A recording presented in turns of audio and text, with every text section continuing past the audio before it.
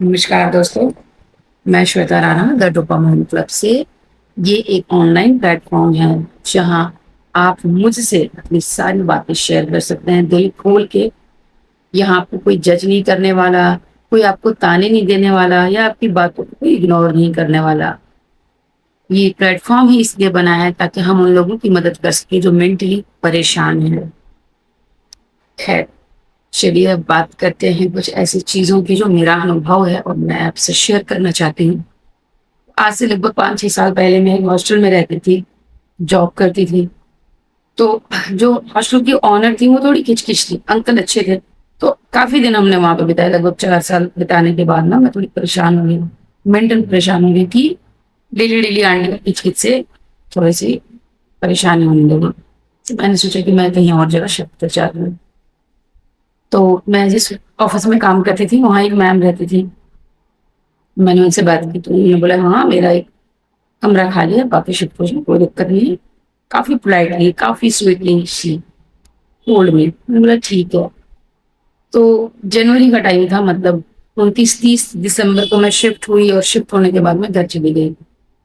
जैसे मैंने सामान रखा उसके बाद मैं वापस घर आ गई, बिकॉज़ न्यू ईयर था तो फैमिली के पास जाना था। तब तो मैंने बोला था कि वहाँ पे थोड़ा-सा आप और साफ-सफाई करवा देना, और थोड़ा बाथरूम थोड़ा टेढ़ा-मेढ़ा था, कह सकते हो। मैंने बोला उसको थोड़ा-सा सेटल करवा देना, साफ-सफाई करवा देना, क्लीन करवा देना, और कुछ-कुछ काम बचे थे वो करवा देना, क्योंकि मैं फिर वॉशरूम कहाँ जाऊँगी। उसने बोला ठीक है मैम, आप आओ तब तक हो जाएगा। आफ्टर 2 या 3 डेज़ आई केम बैक अगेन। मैंने देखा कुछ भी नहीं बदला है, सेम वैसा का वैसा है। उसने बोला कि मैडम आपको एडवांस दिए, मैंने उनको एडवांस दिया था, इसके बावजूद भी उन्होंने नहीं किया। उसके बाद वो कह रही है कि इस महीने का आप पेमेंट दे दो, फिर मैं करवा दूँगी। मैंने बोला मैम, मैंने एडवांस आपको इसलिए दिया था ताकि आप सारी काम करवा सको। पेमेंट तो मैं रहने के बाद दूँगी। वो उनका था कि नहीं मैम मेरे पास पैसे नहीं हैं, तो इज़ दैट प्रॉब्लम, उन्होंने बोला। मैंने नहीं दिया, क्योंकि उस वक़्त मेरी भी थोड़ी माली हालत ठीक नहीं थी, मेरे पापा बीमार चल रहे थे। मेरी मम्मी साथ आई हुई थी, जनवरी का महीना था, मम्मी साथ थी। मम्मी ने देखा कि वहाँ काफ़ी परेशानी है, बाथरूम का जग नहीं है। दूसरा मम्मी ने देखा कि सोने का अच्छा जगह नहीं है। तो मेरी मम्मी ने पहले तो मुझे अच्छे से डाँट लगाई। तो मैंने दूसरा हॉस्टल ढूँढा, क्योंकि काफ़ी किच-किच हो चुका था। मैंने उनको बोला कि मैम मैं यहाँ नहीं रह सकती, मैं शिफ्ट कर रही हूँ दूसरी जगह। तो उन्होंने बोला कि आपको इस महीने का देना पड़ेगा पैसा।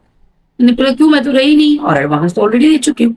बोला नहीं मैम आप नहीं दे, अगर आप इसको नहीं लेते तो कोई और आता तो मुझे मिलता, तो इसलिए आपको देना पड़ेगा। ऐसा उनका स्टेटमेंट था। उस वक़्त मेरी भी सिचुएशन ऐसी नहीं थी कि मैं बहस कर सकूँ, उनकी तबीयत काफ़ी ज़्यादा खराब थी। मैंने बोला ठीक है तू ले ले, मैंने दे दिया उन्हें और मैं वहाँ से निकल गई। मैं वहाँ पे 2 दिन भी नहीं रही, एग्ज़ैक्ट मैं बताऊँ। बस मैंने एक रात किसी तरह गुज़ारा अपनी मम्मी के साथ, वो भी नीचे सो गए। तो फिर किसी तरह मैं निकली वहाँ से, हॉस्टल में क्या मैं शिफ्ट हो गई हूँ। कहने की बात मेरी ये थी, इसके अनुभव से जो मैंने सीखा वो ये था कि जीवन में कभी-कभी हम जो वर्तमान परिस्थिति होती है ना, उसको देख कर कुछ फ्यूचर के फैसले ले लेते हैं। वर्तमान परिस्थिति चाहे जैसी भी हो, अच्छी हो या बुरी हो, किसी भी तरह की हो, उसमें हम जी रहे होते हैं। पर माइंड कभी-कभी इतना परेशान हो जाता है, एग्ज़ॉस्ट हो जाता है कि लगता है कि भाई निकलना है, निकलना है। और हम रैंडमली कुछ भी चूज़ करके निकल जाते हैं।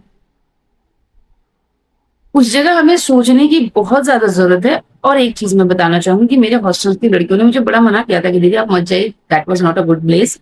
वहाँ पे वैसा नहीं है कि लड़कियाँ आस-पास में रह रही हों, आप एकदम सेपरेट हो जाओगे, आप मत जाओ। उन्होंने बोला था मुझे, उन्होंने समझाया था, पर मैं नहीं समझी।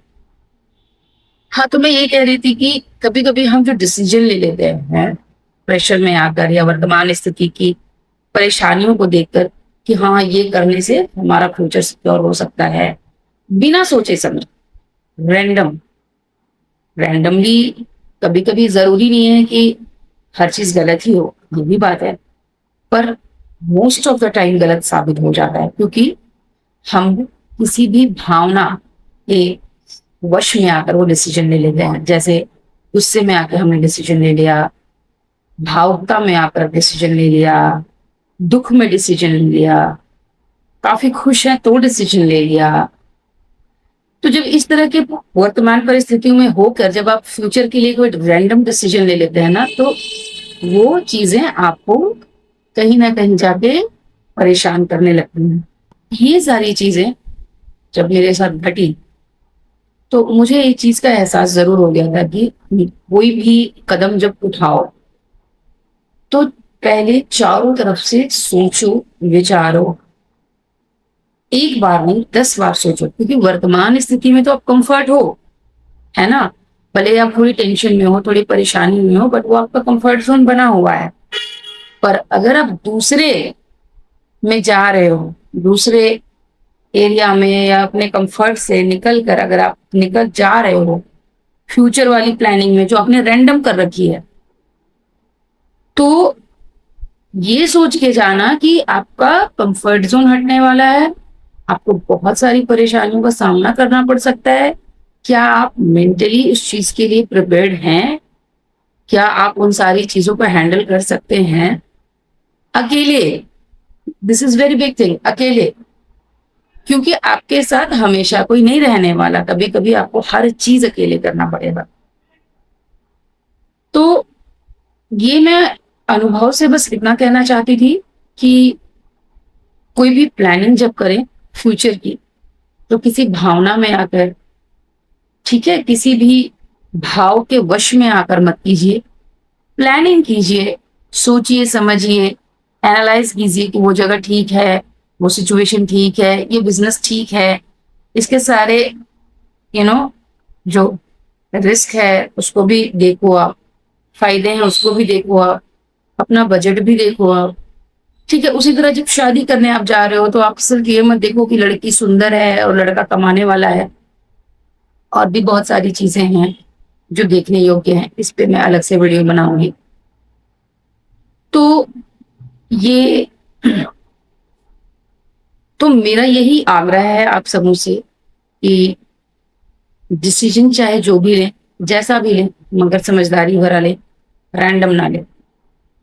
दूसरी चीज मैंने एक और सीखी इस चीज से, लेट से मैंने ले भी लिया और मैं उस स्थिति में चली गई।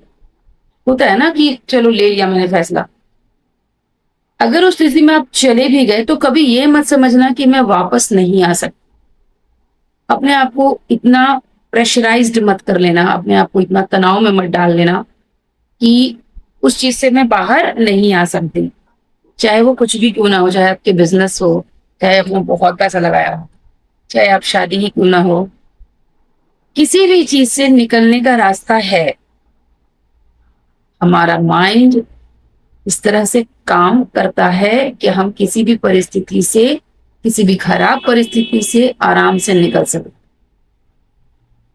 पर माइंड को उस तरह से प्रोग्राम करना बहुत जरूरी होता है, क्योंकि इंसान से बड़ी, इंसान की सोच से बड़ी, इंसान के जीवन और स्वास्थ्य से बड़ी बाहर की ऐसी कोई चीज नहीं है जो उसके लिए इंपॉर्टेंट हो।